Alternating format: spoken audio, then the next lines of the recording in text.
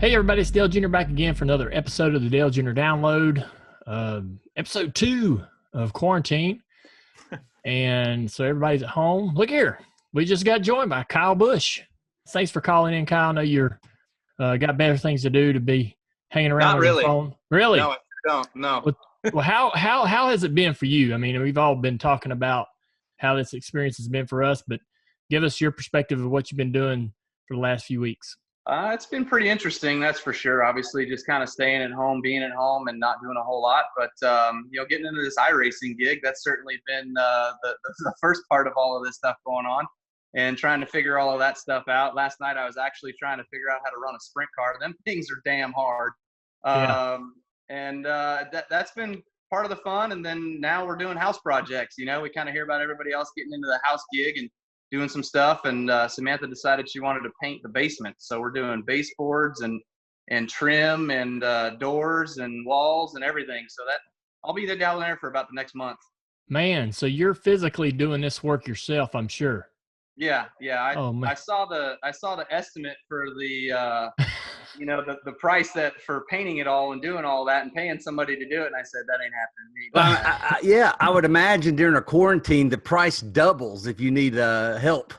Well, actually, no. The price came in about 2 months ago, maybe a little bit before the quarantine happened. Oh, and still, it was like I can see why these guys wanted to charge so much. The material's not that expensive. I think we're $450 into materials, but time and effort, that's where it's at.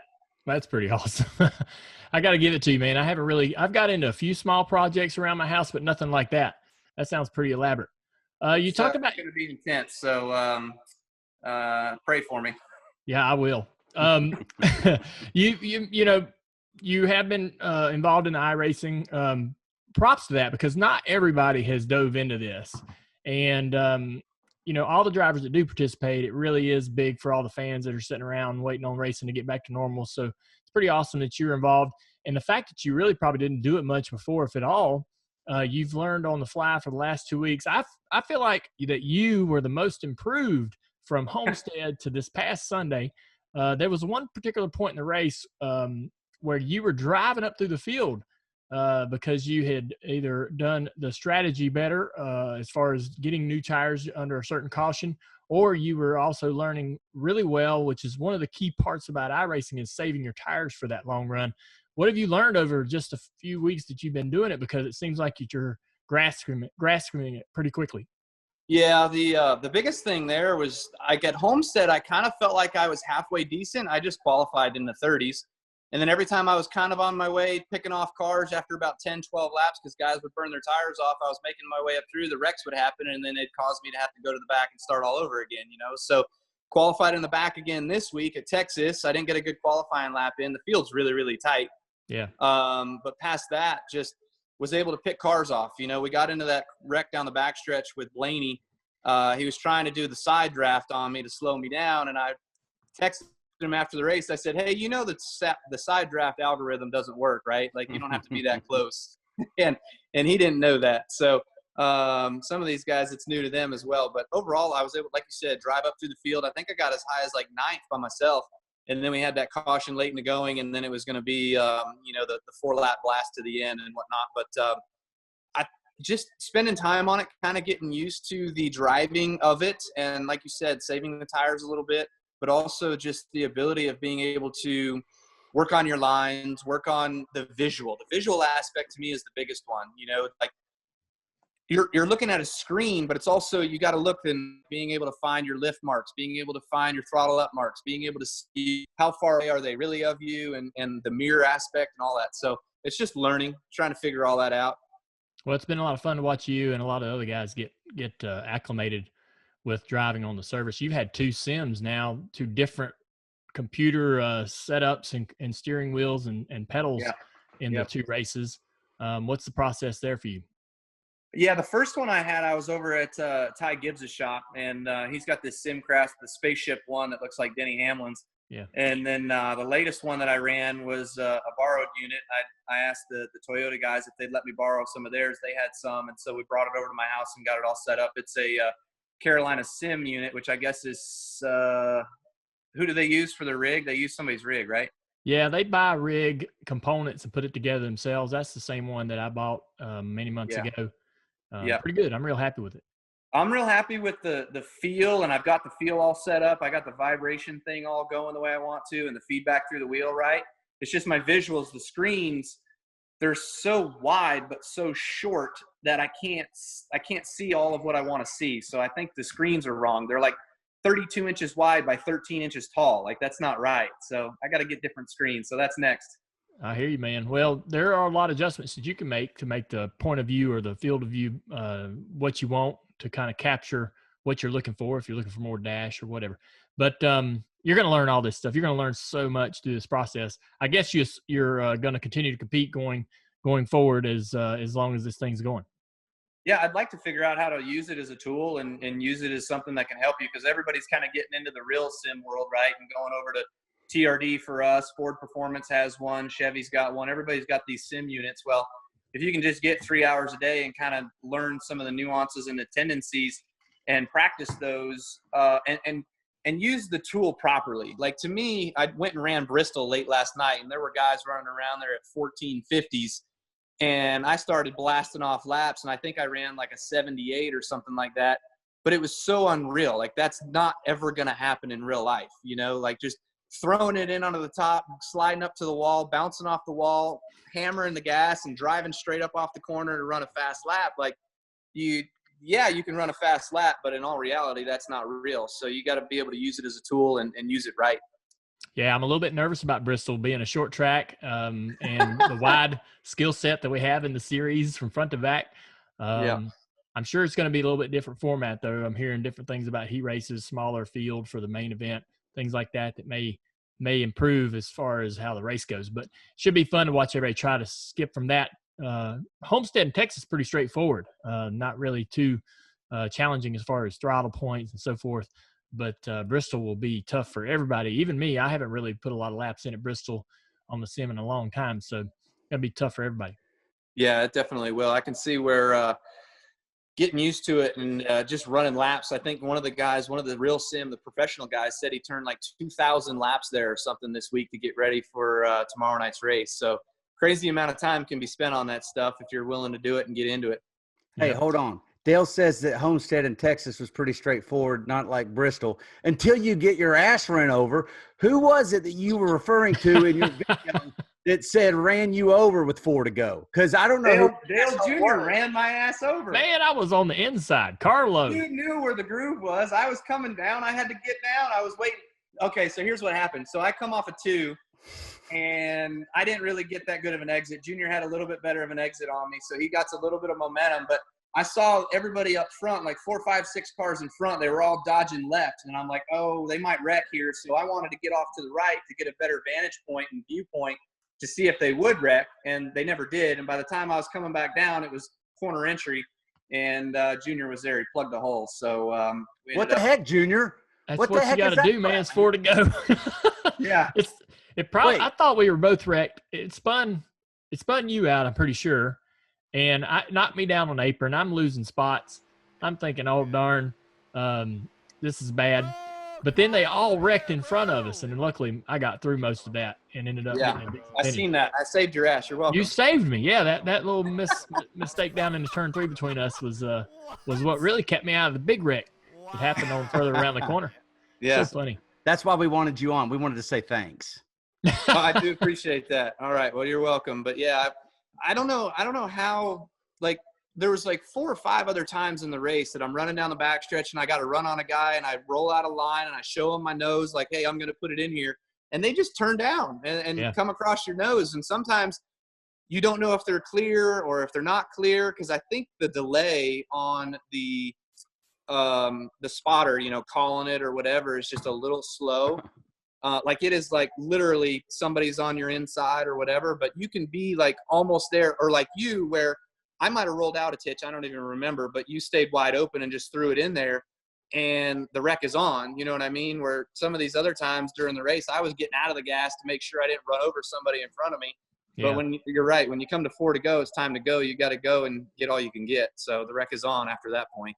Yeah, there were some funny funny moments in that race. A couple guys were running pretty crazy. I don't know if you got around Suarez or Nemechek. Nemechek ran well, finished well, but boy, was he aggressive. And Suarez was just a wild man. So funny. He eventually got ejected out of the race because he tried to intentionally wreck Ty Gibbs on the back straightaways. That was the funniest thing ever. Wait, that really happened? He got ejected from the race? Yeah, he was ejected out of the race for trying to intentionally wreck Ty Dillon down the back straightaway. It's on Twitter. I don't know if you follow social media much, Mike, but it's on there. What is that? Even O'Donnell said you're called to the virtual trailer. Yeah, even though Steve O'Donnell's joking around. But it's so funny, man. I was laughing the whole time pretty much. I'm trying not to take this real serious so that the bad results don't get under my skin. Because you can get so competitive. We're race car drivers, you want to win. It's easy to get frustrated. But I'm trying to have fun with it. I just wanted to run 7th. I thought 7th was going to be a hell of a day. I was going to be happy with 7th. I would have took that after some of the things I went through.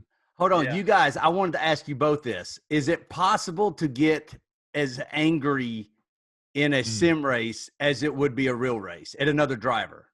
Yeah. I don't think it's I don't like, so Blaney, we're going down the backstretch, right? And I'm minding my own business and he crosses me over out of 2 and then he side drafts me, hits me on the straightaway and wrecks me. And I'm pissed. Like, I'm mad because I'm like, damn it, there's only one reset and you just ruined it on lap 12 on the straightaway. Like, really? But in all reality, in real life, if that would have happened in real life, you're gonna want to go punch that guy. Yeah. That's a good point. I guess you're right. I was thinking that it would be the same kind of anger because I've been in leagues with TJ Majors and a bunch of friends in Madden, and I've seen Madden do some bad things to people, ruin friendships. It brings the worst out in you. And I think sim racing, you can allow it to get there if you wanted to, but no normal, sane human being would probably let that happen. But you can get frustrated. But you said TJ Majors. That's all you had to say. He also said normal and sane. I don't know who that is. It's none of us. Yeah. Like, Dale, who is the best sim racer in the world right now? In the world? Or maybe in iRacing. Just in iRacing, who is the best? Well, they're going to race on Tuesday nights in the Pro Series that iRacing has, and there's 40 guys that race every other Tuesday on this Pro Series, and those are the best guys on the service. Those are the 40 best oval racers on the service. Now, there's an equally prestigious or elite road course series that runs, and those guys are the best on the service in the road course, which is a lot more technical in my mind. So they call them aliens. Those guys that are really fast that's sort of the referred term in the sim world, is you're an alien if you are just ridiculous at what you're doing. And it's funny because you would think that if we all put the same amount of time in, we all would be about the same in talent or ability. There he is. We would. Hey, what's up? Hey, buddy. How you doing? You know who that is? No. That's Dale Earnhardt Jr. Ask him what he does. What do you do? I'm a talking head these days, buddy. He used to race cars. I think we're looking at the lead painter of the basement right there is what we're looking at. I don't think it's going to be – I don't think it's Daddy. Yeah. Say, hey, did you ever win? Ask him how many. How many races did you win? I won a handful, a couple dozen. I won some in the Cup Series and some in the Xfinity Series. Not as many as your dad. So you won some big races, right? You won some big races, right? I won a few. Daytona 500, couple races here and there. All right, you gonna win some big races one day? What are you gonna do? You gonna race? Yeah. Or are you gonna play something else? I'm gonna golf and race. Golf? Yeah. What was the first thing you wanted to do? Do you remember? No. I don't either. You said something you wanted to do while you were a kid, and then he wanted to go golfing, and then he wanted to be a race car driver, and when he was done with all of that, he was going to be a dentist. Hey, all that pays really well, so that's great choices. I think he's planned all the way out to 60 already. Right? Is he having any driveway races lately? I mean, how much what? You guys, any driveway races lately? I've seen you guys all the time goofing around on social media on the driveway and all racing. Yeah, we were racing. He just learned how to ride a bike, so now we've been doing the bike riding stuff, and so that's been pretty fun, and been doing around with that outside. And what else are we doing? The go-kart thing. We haven't gotten on your go-kart in a little while, huh, man? Yeah. So we gotta get going on the go-kart stuff and get back out there because he wants it. Hey, what do you really want? Don't you want? Yeah, what kind of race? Midget. A quarter midget? Yeah. Yeah, he really wants a quarter midget. So I told him, I says, we ain't getting that until you can show me that you can drive in one of the go-karts that you've already have. Yeah, he's about that age to be getting involved in competitive racing. So would you go asphalt or dirt, or do you have any kind of plan in your head? I don't really have a plan per se, but we can do whichever with dirt or asphalt. I think Millbridge is obviously running a bunch of that stuff. It's not real quarter midgets over there, though. I think they run those RC carts or whatever it is. But yeah, we were going to get with a few friends that have some of that stuff and go out there and test a little bit and see if he's interested in it and can make some laps and what he can learn there.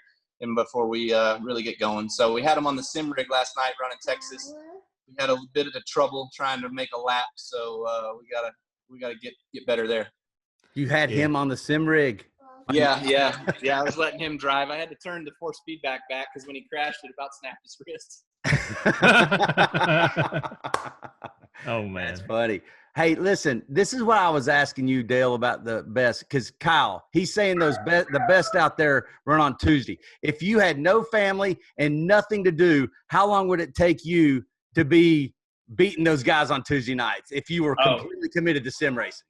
Dude, I think it would be close to 80 or 100 hours a week, probably for 2 years before you'd really be able to start winning the pro races. That's what I think. I don't know.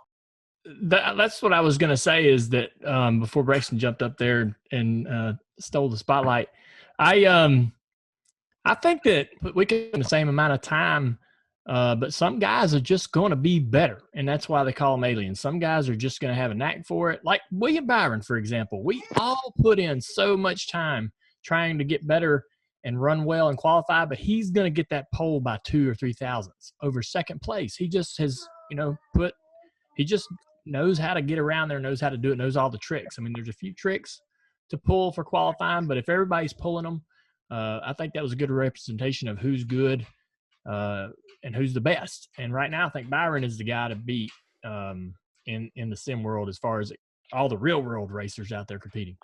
Yeah, for me, like I put myself kind of like William, because when I was a kid, like I had the steering wheel and the pedals just mounted to my desk and a computer screen that I was running off of. I did that from when I was like 8 till when I started racing until I was 13. And then when I got racing when I was 13, the sim stuff, that was the papyrus days. You remember that? Yeah. That kind of went away. I didn't do a whole lot. So I haven't done this stuff since I was about 13, and it's obviously morphed into way more than what I remember it being. But that's how William started. He was a kid kind of getting into it and racing a little bit, got interested in it, then got into racing in real life about 13. So 14, he was a late starter as well too, but he's obviously still kept up with the sim world stuff and is still really good at it and making it worth his while. So he's always going to be one of the guys to beat for sure. Yeah. Well, man, we appreciate you giving us a minute of your time today. I know you got a lot of things you got to be doing, especially with getting. Sure, there's not anything else we can talk about? He's looking for something. Anything? You got anything on your mind? We'll talk about it, buddy. I hear you. No, it's been good. It's been fun. Just trying to bide my time before I got to get back to work. Well, have fun. We hope you're doing well. Hope you stay healthy. Hope you keep your family healthy.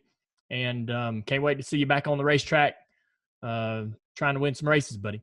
You got it, brother. Sounds good. Looking forward to it. Hopefully we can get back going here soon. But y'all be fun and do good, and see you later.